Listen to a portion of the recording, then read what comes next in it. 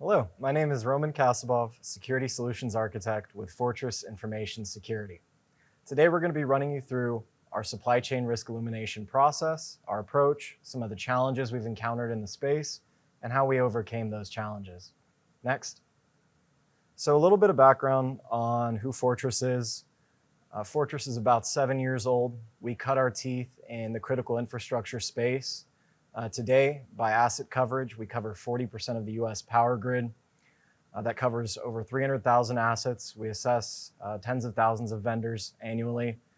The types of risk we're predominantly concerned with include supply chain or foreign ownership, control and influence risk, compliance risk, including mapping to a number of the most common or recurring regulatory frameworks in both critical infrastructure and the federal space, and conventional IT risk, vulnerabilities. Next. A little bit of background on the regulations that we do cover today and that we're helping address in the DoD space. We cover everything from the NIST standards, NIST requirements, down through DoDI 5000.90. We get into component level compliance risk, so identifying the provenance of every component in an asset, identifying relationships between vendors and high profile, banned or high risk entities, I should say. Next. A little bit of background on our process and kind of how we're able to perform our supply chain risk management. We begin typically with a data-driven approach. So we will take a data-driven approach to assessing both vendor and product risk. That data-driven approach allows us to cast a wide net, cover a lot of categories of risk because we don't know necessarily where will be the problem areas with a given vendor or asset. And it functions like a geological survey or a site survey in that it tells us where to dig, where the problem areas could be with given vendors or assets. After we determine indicators of risk using the data-driven approach, we then dig deeper. We will apply higher degrees of scrutiny to the vendors and the products that we have indicators of risk on. Those indicators of risk could be everything from foreign ownership to financial health or risk of insolvency to compliance violations to conventional IT risk and vulnerabilities on, let's say, public-facing IT services. And then continuously monitoring those data points is key. Many of our customers assess on a cadence that's largely informed by compliance requirements. And as we all know, those do not entirely encompass the realities of supply chain risk. So put another way, a customer that's assessing their critical vendors and assets every 12 to 36 months, they really need a way to determine indicators of risk in between that assessment cadence. So that's where our continuous monitoring comes in. If a breach event transpires with a vendor, if a vendor is acquired by a banned or high-risk entity, those are the types of events we alert on, and then that would likely prompt us to reassess that vendor or that asset. And then at the top here, you see the CSCRIM dashboard. So we really produce a wealth of information using these different approaches, but it's really key that we operationalize that data, that we prioritize the response to those findings based on their criticality. So to roll up all the data points we produce, really we do that through the CSCRIM dashboard. So in tackling the supply chain risk management problem for a number of federal entities and critical infrastructure, we've encountered a couple recurring challenges that we've had to overcome. The first of those challenges is really a high count of assets and vendors. It's incredibly challenging to understand where the risks lie when you're dealing with populations of vendors that can be thousands or tens of thousands in the numbers and hundreds of thousands of assets. And really that's where that data-driven approach came in and helped us achieve success. We were able to assess the full population of vendors and assets by using that data-driven approach and then digging deeper where appropriate. The other challenge we've faced is scope. Even in a relatively small engagement, let's say a pool of 100 vendors, by the time we've done performing our preliminary supply chain illumination, the scope of vendors that impacts that customer has ballooned from 100 vendors to over 400. So really, one of the greatest challenges we face is helping our customers understand the scope of all the vendors that impact their supply chain, not just the ones they directly procure from. The other challenge we faced is identifying suitable alternatives. Really, the more vendors and assets that we assess, we're becoming acutely aware of the fact that there's no such thing as a good asset versus a bad asset. Unfortunately, it's really a case of bad asset versus worse asset. So it's really a case of understanding what the risk lies with a specific asset or product. And that means understanding the component obsolescence risk. It means understanding the counterfeit risk, the degree of foreign influence that's present in that product and at the top vendor level, the degree of foreign influence that's present through all of the components in that asset, and then really understanding where the asset is going to be deployed. Or if it's a vendor and you're engaging to procure vendor services, how those services are going to be used. The context of how the asset is deployed or how our customer engages with the vendor helps us make the right recommendation for the right type of risk to shoulder.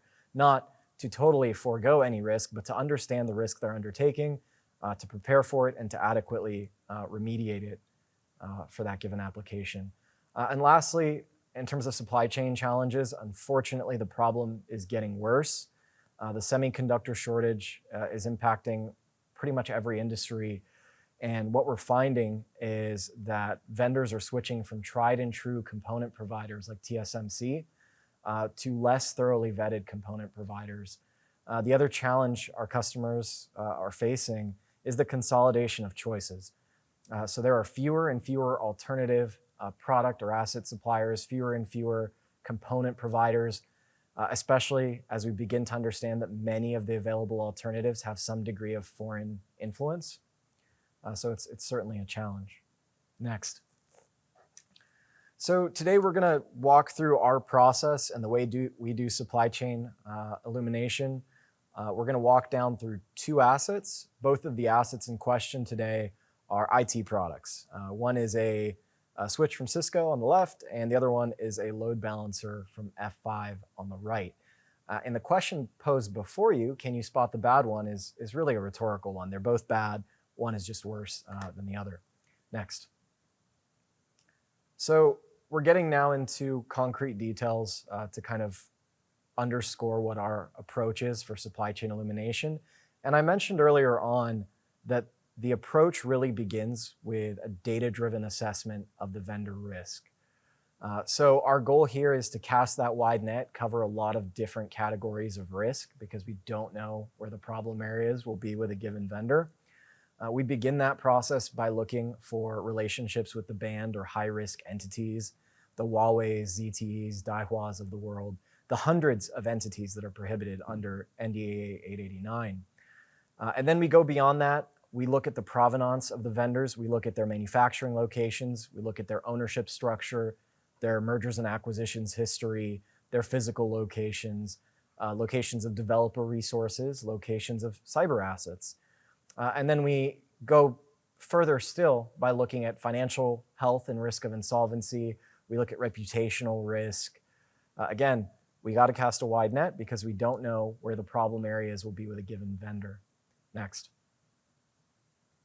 So as a byproduct of doing this data-driven vendor assessment on the full population of vendors, we're able to do quite a lot of analytics and reporting on top of that. In this case, this is a snippet from our third-party insights report. And what we've done here is we've worked with this customer to set up thresholds for what is considered critical, high, moderate, low, what should qualify a vendor to fall into each one of those buckets. And then we've illuminated what the distribution of risk is across that population, as well as compared it to what would be the normal distribution or comparable distribution to other customers we have in the space. So really understanding how your population of vendors compares to your peers. Next. So the data-driven vendor approach is really how we begin the engagements, but getting into the data-driven product assessment is how we're able to determine indicators of risk at the product level without having to go hands-on with the asset. And the reason we may not want to go hands-on with the asset is pretty self-explanatory. There are assets that are too big, too expensive, too valuable, too unique to pull into a lab and tear apart. And as I touched on earlier, dealing with a high count of assets means we don't have the time or resources to pull every product apart in the lab. Not that we would even really want to. Again, we want to focus on producing meaningful findings on the most critical vendors and most critical assets. So the way we're able to do this at the product level is we use OSINT data, open source intelligence, as well as any available documentation on the asset to look at two main types of risk. When we do these assessments, we're predominantly concerned with cyber risk, so vulnerabilities, and compliance risk. When we look at compliance risk, I've got an example here. We have a number of control categories that we assess the product against, product security categories, or product security control categories. In those categories, they contain everything from auditability to access control to log retention. And in each category, there's a number of controls we evaluate the product against. So one example of that is AC7 here. AC7 asks whether multi-factor authentication is required to access the admin interface on the product.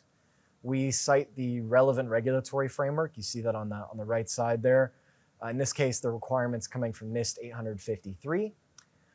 And then instead of saying yes or no, the product is or is not compliant, on a per control basis, we say yes, the product is compliant and it meets the requirements out of the box. We'll say yes, but the product has to be configured to be compliant, and we'll detail the steps, the exact config changes that need to be made to bring that product into spec. Or we'll say no, not only is this product not compliant, it can't even be configured to be compliant. And then because we assess such a high volume of assets, we're usually able to make a recommendation for a suitable alternative if rip and replace is an option. But as is quite often the case, when rip and replace is not the option, then we'll typically recommend a compensating or mitigating control of sorts to mitigate that risk. When it comes to vulnerabilities in the asset, we don't just look for vulnerabilities at the top product level. We look at all the related products that come bundled with that asset. So today we're talking about networking equipment. We're talking about switches and load balancers. And in the case of these two products, they come bundled with a Linux kernel. So we want to evaluate that Linux kernel for vulnerabilities, not just the asset as a whole. The other thing about vulnerabilities is for us, they don't just tell us whether or not the asset is vulnerable. They tell a little bit of a story, especially when it pertains to the vendor of that asset. So an example of this here is our solutions timeline. At the bottom of this slide, we have a chart that illustrates when a vulnerability was documented in public versus when the vendor had a patch available. On that timeline column on the right, so what we like to see here are negative numbers. The negative numbers indicate that the vendor had a patch available a certain number of days before the vulnerability was documented in public. The positive numbers indicate the converse. So there was a lapse in time from when the asset was determined to have this vulnerability to when the vendor had a patch available. And the reason why this is significant is actually for a couple reasons. Obviously, when we see a vendor with a strong track record of patching their assets before the vulnerabilities are public, that tells us that the vendor has an internal process, program, and dedicated team to really go and pen test and audit their own products and anticipate some of these issues before they impact their customers and remediate them. Unfortunately, what we're seeing, especially with prolific suppliers, really ones that are established in the federal space that are regularly procured from in high volume, those suppliers have been allowing their products to stay vulnerable and unpatched, sometimes for months or a year or more. So the solutions timeline and the patching history on an asset tells us it's not just whether or not the asset's vulnerable, but it also tells us a lot about the internal processes of the vendor and helps us during the procurement process really choose the best asset for a given application and the best asset that has a strong track record of being patched and maintained by that vendor. The other thing I'll touch on here with regards to the solutions timeline is many attackers are less capable than our customers like to think. They're typically not doing exploit development. Instead, what they're really doing is they're looking to get as much data as they can about the assets in your environment, identify those vulnerable assets, and really the golden goose is to identify the assets that are not only vulnerable, but don't even have a patch available from the vendor.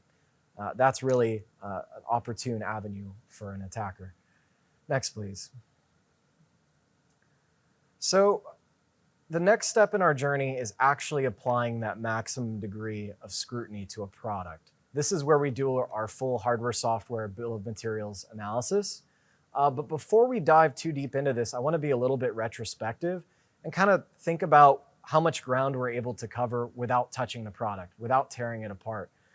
Using purely data-driven reporting solutions, we're able to determine the manufacturing locations of vendors, their overall provenance risk, vulnerabilities on any public-facing IT services. On the product level, we're able to look at the patching history, we're able to look at the compliance posture of that asset, and we're able to accomplish all that without going hands-on with the product. But for critical assets that are deemed critical based on their use case or based on findings we've produced through the data-driven process, for critical assets, we need to pull them into the lab and we need to do this full hardware software component analysis. When we perform this analysis, we're predominantly concerned with 4 types of risk. The first type of risk is component obsolescence. That typically goes hand in hand with the second type of risk, which is component counterfeit risk.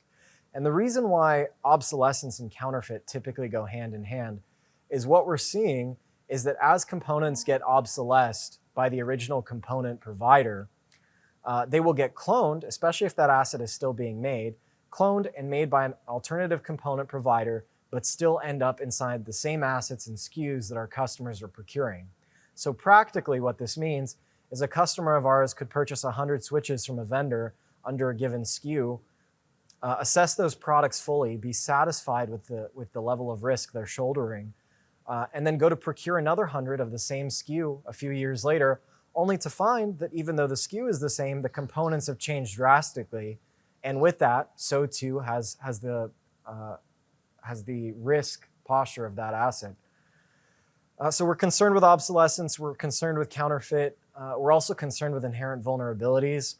This is applicable at the hardware component level, but especially applicable at the software component level. My background is predominantly as a software engineer, and in enterprise software development, it is ubiquitous to use a lot of third-party libraries, dependencies, frameworks to assist in the completion of the project. Now, the problem with that is many of those third-party dependencies are seldom assessed for vulnerabilities. The product as a whole may be assessed, but those subcomponents are not. In addition to that, many subcomponents in software development are open source, which of course raises concerns for where those code contributions come from and the overall provenance of that component. But it also brings other challenges to the table in the form of vulnerabilities. Typically, vulnerabilities in open source projects really lag behind on getting patched. So that introduces another level of risk for our customers. And lastly, provenance. So we had talked about provenance at the top vendor level. We've talked about how we look at the manufacturing locations, ownership structure, mergers and acquisitions history, physical locations for vendors. And that process is very important early on in the data-driven vendor assessment, but it's equally as important to be applied to all of the components and component providers in an asset. So even though this is a very much a manual product assessment where our analysts are pulling this into the lab and tearing it apart, after they've completed their analysis and detailing all the components in an asset, they plug that list of component providers into our tools, and we're able to pull all the provenance data on every component provider in that asset. So for every component, we're detailing what it's doing in the product, what is the provenance of that vendor that's providing the product, and what are the concerns that we have around that component, whether they're vulnerabilities, obsolescence, counterfeit, or provenance. Next, please. One thing I'd like to highlight here with the product teardown assessment that we do is, even though this is deeply focused on the component level analysis and component level risk, we still provide a snapshot view of the provenance of the top level vendor. So in the case of the assets we're talking about today, we want to look not just at the component level risk, we also want to understand the level of risk that the top level vendor brings. And part of the reason we do that is to educate our customers on the dichotomy of risk that can emerge between the risk posture of a vendor versus the products that it sells.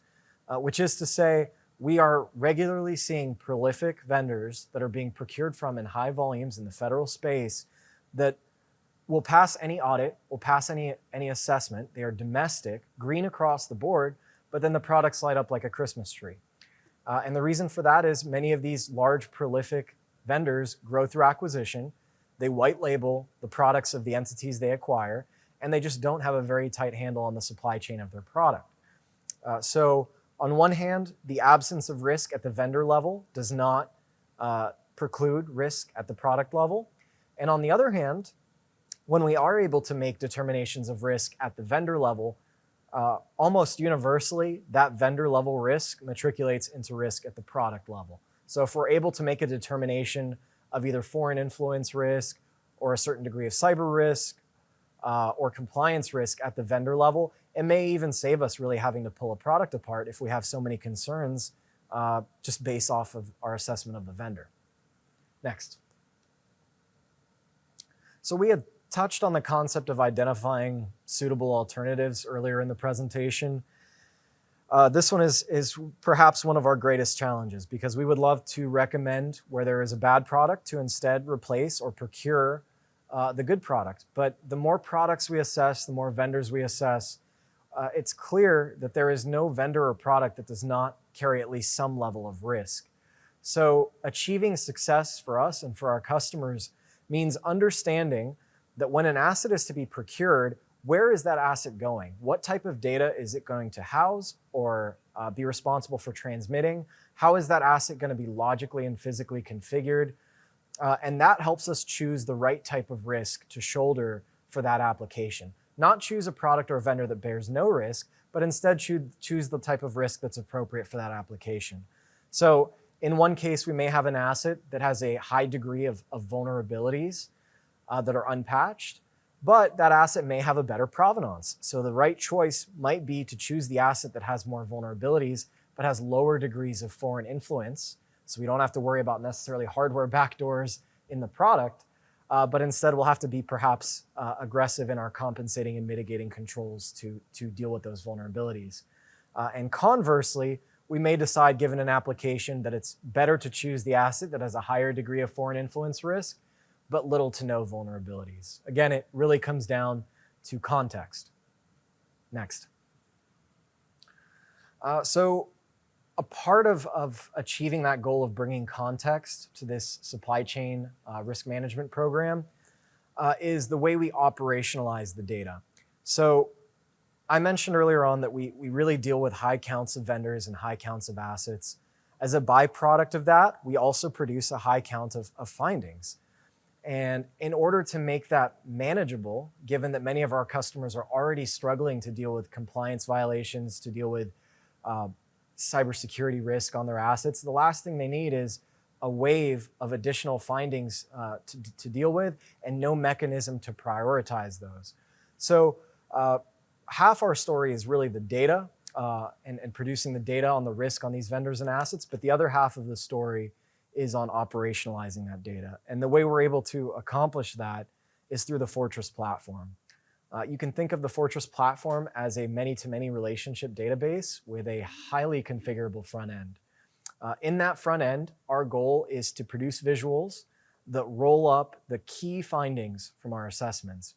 So as much as I love our assessment products, a single report could be hundreds of pages long, and really our customer will need to focus on a few key points from that report. So we hoover up all those key data points, we prioritize them using our dashboards and various visualizations, and then we track the process through to remediation. We like to say there's no nobility in knowing something is wrong and not doing something about it, but we also recognize the remediation process is not easy.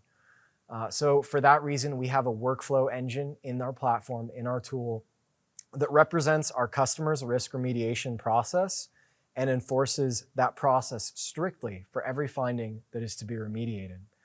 The other thing we do there is if a customer is looking to mature their cybersecurity program or their supply chain risk management program, we will pull in best practices from our past experiences in the space and make recommendations for how we can better remediate this risk, how we might be able to automate some of the risk remediation where appropriate.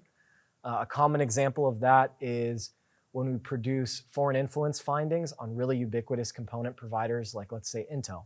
The reality is for a lot of our customers, they're not going to be able to switch away from an Intel, so they're typically doing risk acceptance. That would be one situation where we might want to automate that risk acceptance pending approval.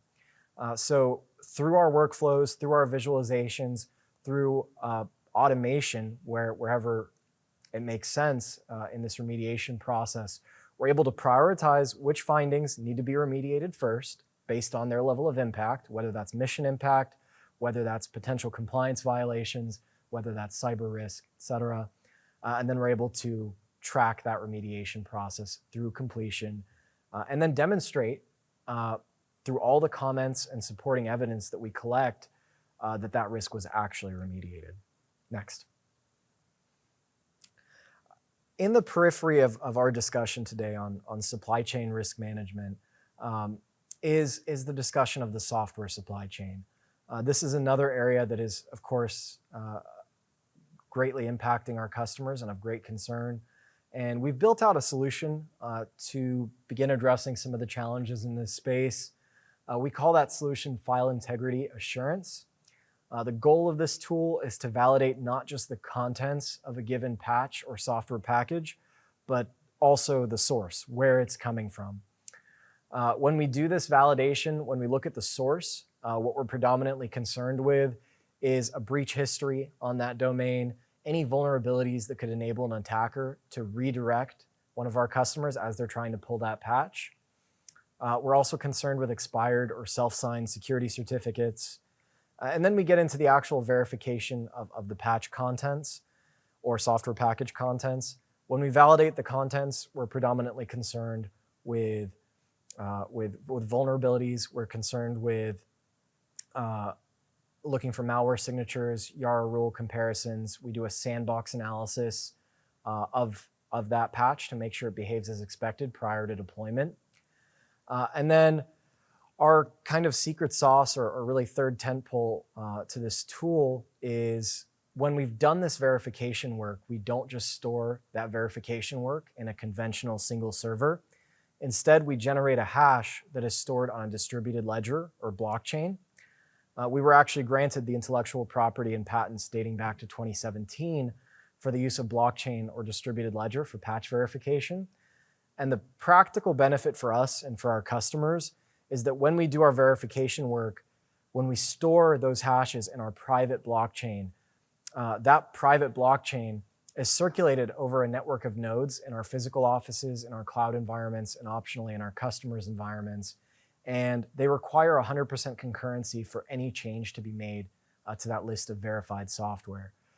So practically, that means for an attacker to disrupt our software verification mechanism, it is an order of magnitude more difficult to execute than attacking a single server or a single point of failure. A big advantage of this solution and this approach, where we actually generate the hashes that correspond to the patch in our verification work, is dealing with air-gapped systems. When a patch is to be deployed in an air-gapped system, it's typically brought in on some sort of removable media. It makes it pretty challenging to be able to identify if that patch has been tampered with in any way, shape, or form before it's about to be put into this asset. So we're able to compare that hash value before the patch is deployed. And obviously we can do that process even in an air-gapped environment. So this really has helped us address patching in air-gapped environments and getting legacy systems connected to the more modern ones. My name is Roumen Kassabov with Fortress Information Security, and it has been my pleasure today to walk you through our cyber supply chain risk management solution in partnership with AFAMS, and we look forward to seeing you at ITSEC.